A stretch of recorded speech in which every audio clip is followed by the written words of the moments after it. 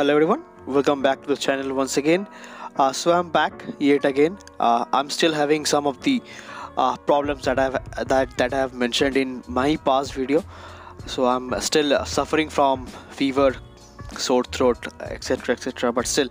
I'll somehow manage today on commenting on the videos. So today I'll be jumping back with the Kanto Cup team, which is going to be a team with a good amount of coverage, bulk, and safety and consistency options as well, because it's a well-rounded and balanced team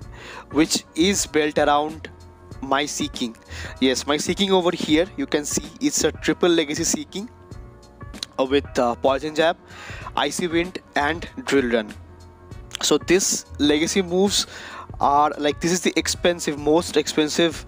Pokemon that you can build for this Kanto Cup, because apart from the Stardust, it requires 3 elite TMs over here, 1 fast elite TM and 2 charge elite TMs. So this is the most expensive pick, so that is the reason I'm going to use over here. And the decent thing is about Seaking, with its moves can cover all the weaknesses for it. So with Poison Jab, it can cover grass, with Icy Wind it can cover grass, and with Drill Run it can cover electric as well, and do super effective to poison, electric, maybe suppose for steel as well, but rather steel are not there, but some of the users are running steel from the Alolan regions. So the team that I have got over here is going to be a balanced one, along with a Lickitung lead, Nidoqueen safe swap, and a Seaking closure over here. So this is a rounded team, because Lickitung is actually weak to fighting, which Nidoqueen and Seaking can handle, while Nidoqueen is actually weak to maybe ghosts and psychic, which Lickitung can handle. And apart from that, Seaking is actually weak to grass and electric, which my Nidoqueen and Lickitung can handle as well. So it's a kind of ABC team where the third Pokemon will cover the other two's weakness. So that is the reason I have chose this team over here, and it worked out quite good for me, because I ran it for 2 sets and I went positive with I think 8-2. So without further more delay into the introduction, I'll be quickly jumping back into the battles, and let's see how this triple legacy Seaking performed in the Kanto Cup. So moving into the first battle, I've got a lead of Shadow Ninetales over here, which I am fine with, because it does not have anywhere to go with this team, because my Nidoqueen, my Lickitung, and my Seaking does have a kind of good play against this Ninetales over here. And this is going to be a legacy Ninetales as well, because it is running Ember and not Fire Spin, which I am fine with. And I let the first charge move go through, and let's see, which ends up being an overheat and does so much damage to my Lickitung over here, to which I'll be safe swapping now into my Nidoqueen over here, to which now the response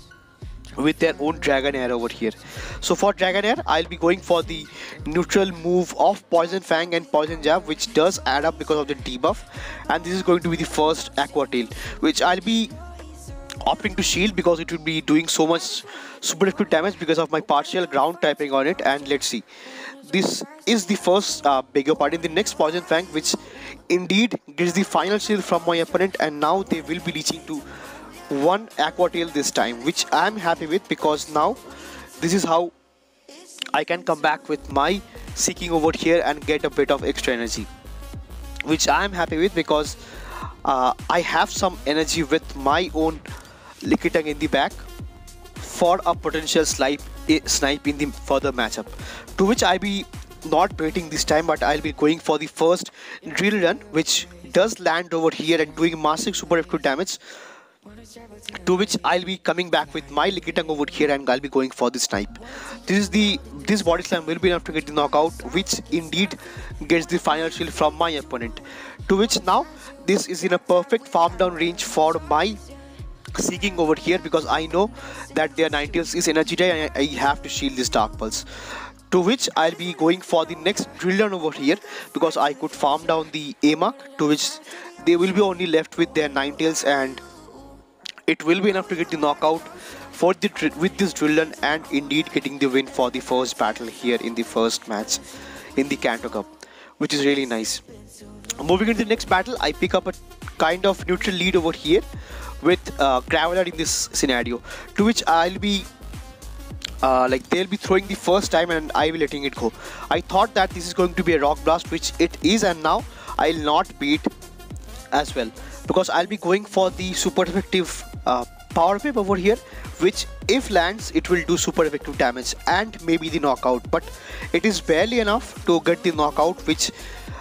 my opponent's Graveler survive and they went for the Rock Blast. So Rock Blast will not be enough to get knockout, and let's see what they comes back with. So they are coming back with their own Lapras and they switch into their, I believe this is going to be a Mew,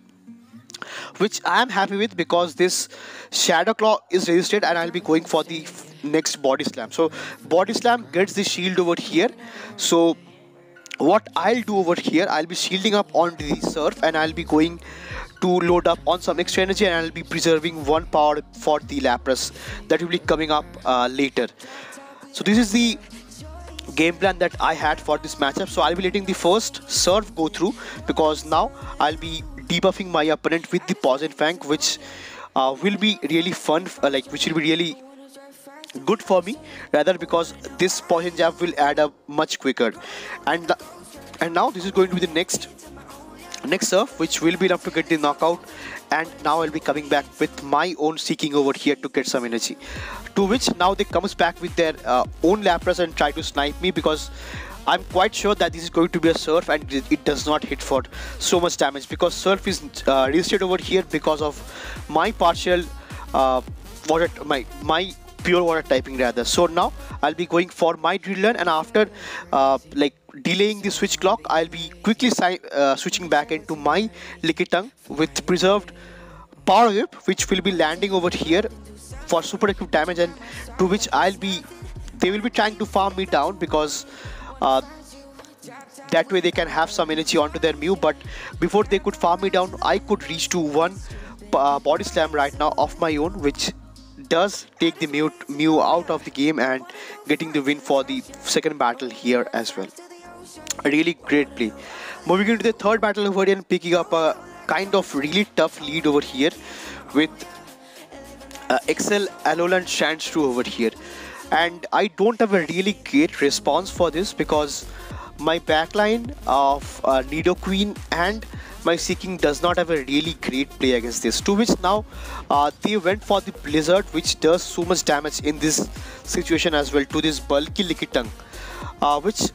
which puts me in a really tough situation right now because I don't have a really great option for me. And now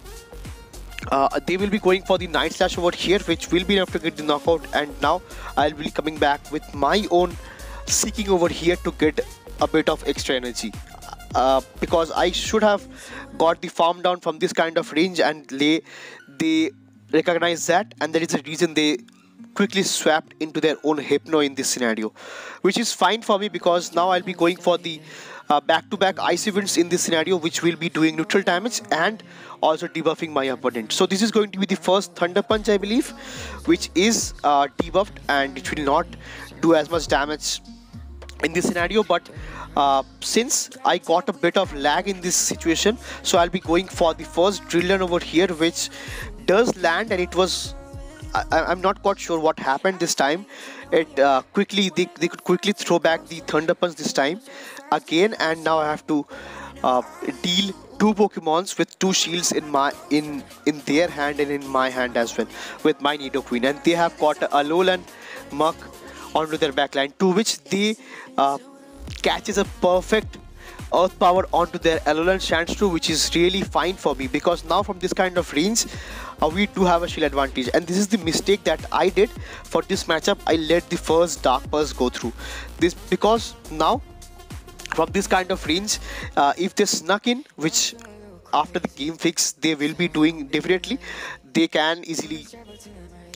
reach to back-to-back Dark Pulses this time, to which I get the first shield from my opponent's end with the Poison Fang once again, and let's see if I can move to back-to-back Poison Fang. This time I do have some potential in this game. So this is going to be the first Dark Pulse, but from this kind of range, since they sneaked in, I don't have any option to go for back-to-back Poison Fangs because GBL is now fixed over here. So that was a really heartbreaking end to the third battle, which end up in a loss. So moving into the next battle, I pick up a really great lead with Alolan Marowak over here, and this safe swapped into their own Hypno. So for this team, it does have a really great play against Alolan Marowak because I do have a one-shot potential with not one-shotting but do super quick damage with Earth Power, Drill Run, and Leg Down with my Lickitung, which is really nice for me. So this, since the safe swap into their own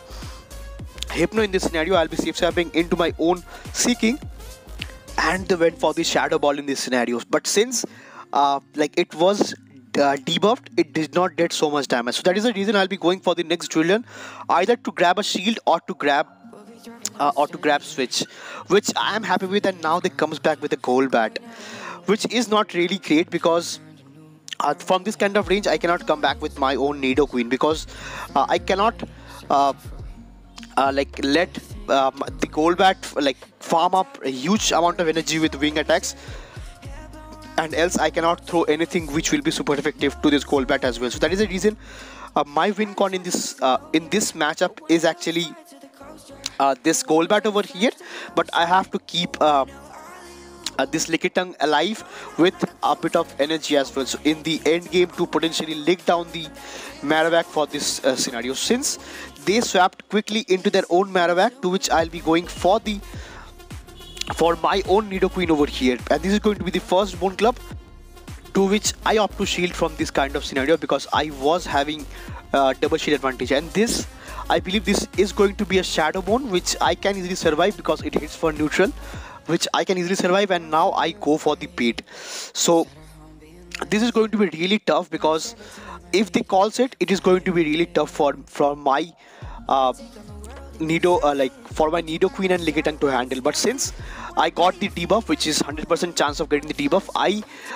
think they have to throw from this kind of scenario, and which is fine for me because now from this kind of range, since my Lickitung is having a bit of extra energy left, I can come back with my own Lickitung and go for back-to-back body slams from this kind of range. So this is going to be the next Poison Fang, which I have to shield because that is how I can go for back-to-back body slams for this Golbat, to which this first body slam will grab the shield, and this next body slam will be enough to get the knockout for this Golduck, and I believe one lick will be enough to get the Marowak out of the game, and which indeed will give me the win for the fourth battle here as well. So a really close and clumsy battle, and but GG's to my opponent, really well played. Moving into the next battle, I pick up a kind of good lead because of the partial psychic typing onto this Alolan Raichu over here, to which they are charging quite a bit of extra energy, and I suppose they will be going for the back-to-back wild charges. That is the reason they are going to to farm up so much huge energy. And I let the first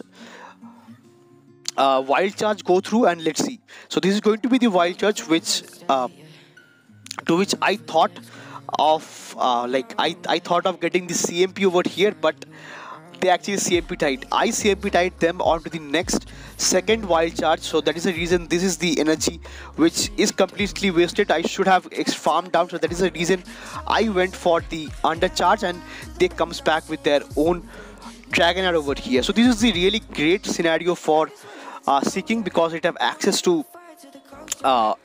Poison Jab that hits for neutral and super effective Icy Wind. So Icy Wind will be almost enough to get the knockout for this Dragonair, which you guys can see, and I can easily get the farm down. And let's see what they comes back with. I believe they should come back with their third Pokemon because their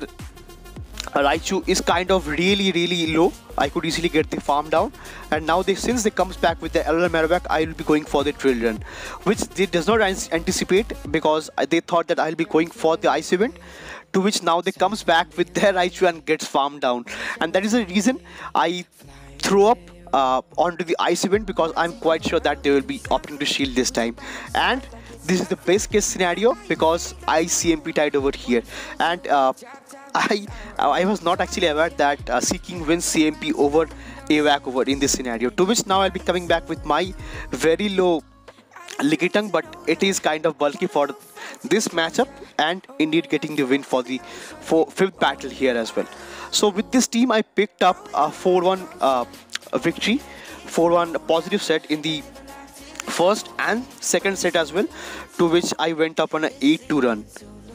And now for the final analysis for this team and Seaking particularly. Seaking is really expensive for this meta, and because it does not have a really great matchup in the open meta as well, so it performs really great in the restricted meta. So that is the reason it is really expensive to build, because of it needs 3 elite TMs. But apart from that, this team really worked out well because of its coverage, its strategy, its bulk, and its safety measures as well. And since I have shared these battles, you can try out this team and let me know how it is working out for you guys, and you guys know how to how to handle tough situations with this team as well. So if you guys are liking the content onto this channel, do share your comments, your feedbacks, and give me all your support, and see you again in the next one with new videos and new teams. Till then, peace.